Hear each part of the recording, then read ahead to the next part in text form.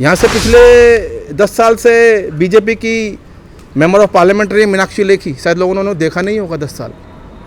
या कोई बीजेपी का बंदा हो मुझे बतला दे कि 10 साल में उन्होंने 10 काम बतला दे मुझे, मैं उसकी गुलामी करने को तैयार हूँ। तो आपने ये आवाज़ उठाई कि इस देश का प्रधानमंत्री पत्रकारों से डरता है, तो चलाइए ब्रेकिंग न्यूज़, मैं आपको मान जाऊँगा। मंगलसूत्र, मांस, मुसलमान, इस पर इलेक्शन लड़ेंगे? आप बताइए, 56 इंच का आपका सीना है, 10 साल में मैंने ये किया, इतनी यूनिवर्सिटी बनाई हैं, इतने हॉस्पिटल्स बनाए हैं, इतने विश्वविद्यालय खोले हैं। आप बताइए देश को, जिसको पप्पू बोलते हैं ना, ये उसने चैलेंज किया मोदी जी को, आ जाइए ओपन डिबेट में। हाँ, मोदी जी नहीं आ पा रहे। यहाँ से आम आदमी पार्टी से सोमनाथ भारती जी हैं, पिछले 10 साल से यहाँ के विधायक हैं, वो मालूम विधानसभा के, अच्छा काम किया है। 24/7 उपलब्ध रहते हैं जनता के लिए। वो जब भी फ़ोन करो उसका रिप्लाई आपको जरूर मिलेगा। मतलब ऐसे नेता भी हैं दिल्ली में? बिल्कुल है।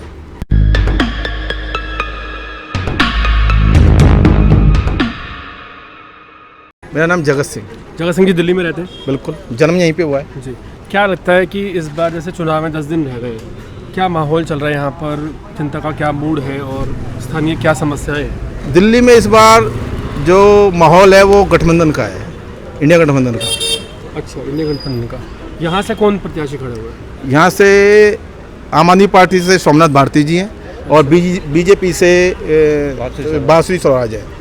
तो सोमनाथ भारती का मतलब आप काम आपने देखा होगा, ऑब्वियसली मेरा जन्म यहीं से है, तो किस तरह का काम किया उन्होंने? पिछले 10 साल से यहाँ के विधायक हैं, वो मालूम विधानसभा के, अच्छा काम किया है। 24/7 उपलब्ध रहते हैं जनता के लिए। वो जब भी फ़ोन करो उसका रिप्लाई आपको जरूर मिलेगा। मतलब ऐसे नेता भी हैं दिल्ली में? बिल्कुल है। हम जनता से रिव्यू लेते हैं, इसलिए आपसे पूछ रहे हैं। इसलिए मैं आपको बतला रहा हूँ। कॉन्फिडेंटली आप इतना ज़्यादा? बिल्कुल बिल्कुल। जी। यहाँ से पिछले 10 साल से बीजेपी की मेंबर ऑफ पार्लियामेंट रही मीनाक्षी लेखी, शायद लोगों ने देखा नहीं होगा 10 साल। या कोई बीजेपी का बंदा हो मुझे बतला दे कि 10 साल में उन्होंने 10 काम बतला दे मुझे, मैं उसकी गुलामी करने को तैयार हूँ। तो आप कह रहे हैं कि गठबंधन का वो बने? बिल्कुल, 7 सीटें आ रही हैं। कॉन्फिडेंटली? बिल्कुल। अच्छा, एक बात और समझते हैं, जैसे यहाँ पर स्थानीय तौर पर क्या समस्याएं हैं? समस्याएं लोगों की, अगर नेशनल लेवल का इलेक्शन है फिलहाल, तो ये सीवर पानी की यहाँ समस्या इतनी है नहीं, पानी भी खूब आता है, सीवर भी अच्छा, जल बोर्ड वाला वगैरह काम कर रहे हैं। अब जो ये नेशनल लेवल का इलेक्शन है, ये हाई लेवल पे है।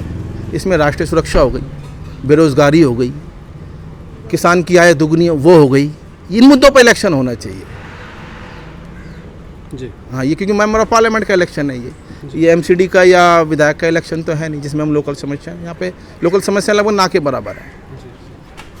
लगभग ना के बराबर। लगभग ना के और बराबर। वैसे दिल्ली में कौन सी पार्टी ने ओवरऑल दिल्ली में ज़्यादा बढ़िया काम किया, आपको क्या लगता है? आम आदमी पार्टी ने। आप पूछेंगे क्यों? हाँ, ऑब्वियसली हम पूछेंगे। देखो, बिजली 200 यूनिट माफ़, पानी हाफ, मोहल्ला क्लिनिक और आपका ट्रांसपोर्ट ले लीजिए, इन सब का अगर आपका चारों का टोटल करेंगे ना, तो लगभग मेरे हिसाब से 6 से 7 हज़ार के बीच हर परिवार को फ़ायदा है। अगर ये चीज़ें ना हो तो? क्यों ना हो? मतलब अगर नहीं होंगी तो? नहीं, क्यों नहीं होंगी, यही तो मैं आपसे पूछना चाह रहा हूँ। नहीं, सपोज जो ये चीज़ें हैं किसी और स्टेट में नहीं है, तो वहाँ उसको 7,000 रुपये का बर्डन है, अब ये क्या? उनको हटाना चाहिए, लेनी चाहिए ये चीज़ें। जब आप एक बार विधायक बनता है, उसको आजीवन पेंशन मिलती है, तो जनता को क्यों नहीं मिलेगी? ये देखिए ना, ये रिचार्ज होता है फ़ोन, हाई से हाई लेवल 3,000 रुपये 3 महीने का रिचार्ज होता है। आप उनका भत्ता उठा के देखिए, 50,000 रुपये का मोबाइल उसका फ़ोन का वो लेते हैं, वो भत्ता, तो जनता को मिल रहा है, तो क्या दिक्कत है? और जनता का ही तो पैसा है कि मोदी जी की या राहुल जी की, मैं किसी पार्टी से वो नहीं, किसी की फैक्ट्रियाँ नहीं चल रही जो वो जनता को देते हैं, मेरा इस जेब से निकाल के इस जेब में डाल देते हैं। और काम क्या है इसका, सरकार का? देखिए, बहुत बढ़िया बात उन्होंने बोली कि अगर विधायकों को मिल सकता है फ्री, तब कोई ऑब्जेक्शन नहीं है, तो जनता को क्यों ना मिले? यहाँ पर और लोग हैं, क्या नाम है सर आपका? सुरेंद्र कुमार। यहीं पे रहते हैं सर आप? हाँ, यहीं रहते हैं। क्या लगता है दिल्ली में क्या डेवलपमेंट, विकास की बात की जाए तो कौन सी सरकार बढ़िया? नहीं, मैं तो वही बिजली का आपको बताया था, जो मतलब बताइए, क्या बिजली का? गवर्नमेंट मीटर जो मकान मालिकों के हैं जी, और वो किराएदारों से 7 रुपये 8 रुपये यूनिट चार्ज कर रहे हैं, 500 रुपये पानी का चार्ज कर रहे हैं आप लोगों से बिजली? हाँ। मतलब मकान मालिक? हाँ, मतलब आप कह रहे हैं कि जो फ्री दी जा रही है बिजली, वो मकान मालिक का गवर्नमेंट मीटर लगा है, ठीक है, उसको तो 200 यूनिट फ्री मिल गए जी, उसमें से अगर 100 यूनिट किराएदार ने यूज किए, उससे तो 700 रुपये ले लिए उसने। तो मर तो किराएदार रहा ना यहाँ पे, किराएदार को क्या फ़ायदा हो रहा है बिजली मतलब गवर्नमेंट तो बेनिफिट दे रही है लेकिन किराएदार को नहीं मिल पा से? नहीं मिलता। ऐसा नहीं है। मैं भी लैंडलॉर्ड हूँ, मेरे 5 फ्लैट हैं, मैंने 500 मीटर लगाए हुए हैं BSES के, फ़ायदा ले रहे हैं। मुझे क्या मतलब, जितनी भी यूनिट यूज़ करेंगे उतना BSES को पे करेंगे। मतलब ऐसा नहीं उनका है। कहना है कि जो सब मीटर लगा रहे हैं मैं वो कह रहा हूँ लैंडलॉर्ड डरता है, अगर किराएदार बोले ना मुझे BSES का मीटर चाहिए, वो लगा के देता है। अच्छा, हाँ, ऐसी बात नहीं है। अब एक दो मकान मालिक हो सकते हैं, तो आप सबको ऐसा नहीं कह सकते। मतलब एक दो हैं, सब हाँ नहीं। हाँ, बेनिफिट सब मतलब ऐसा हो भी रहा है। बेनिफिट सब ले रहे हैं। मतलब ऐसे जैसा नहीं वो कह रहे हैं वैसा हो सरकार बेनिफिट देती है। आप ट्रांसपोर्ट में जाइए, बसों में बैठिए, किसके लिए मना है? बिल्कुल। सब लेडीज जितनी भी अब सब फ्री बैठती हैं, उसमें कोई दिक्कत थोड़ा ना है।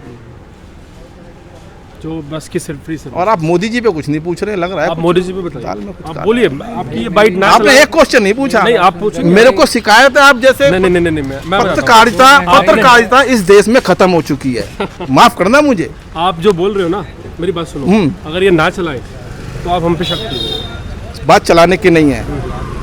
जो पत्रकार है ना, इस देश का चौथा स्तंभ माना जाता है। आपने एक भी बात छोड़ी नहीं। मैं नहीं। क्या पूछूंगा?